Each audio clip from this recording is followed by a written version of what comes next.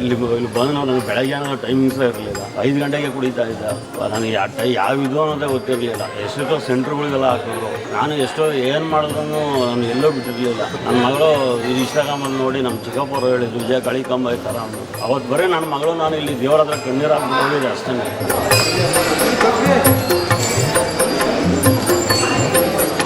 ಮೊನ್ನೆ ಕುಡಿದ್ರಲ್ಲ, ಅವಾಗ ಯಾವ ಅನುಭವ ಆಯ್ತು ನನಗೆ ದೇವ್ರ ವಿಚಾರದಲ್ಲಿ? ದೇವ್ರ ವಿಚಾರದಲ್ಲಿ ಹೇಳಬೇಕು ಅಂದರೆ ಕೈ ಎತ್ತಕ್ಕಾಗಿಲ್ಲ, ಎದೆಯೆಲ್ಲ ಹಿಡ್ಕೊಳಂಗಾಯಿತು. ಅದಕ್ಕೆ ಒದ್ದಾಡಿದ್ದೀನಿ, ಕೈಗಳು ಎರಡೂ ಎತ್ತಕ್ಕಾಗಿಲ್ಲ. ಕ್ಷಮೆ ಕೇಳೋಕೆ ಇಲ್ಲಿ ಬಂದಿದ್ದೀನಿ.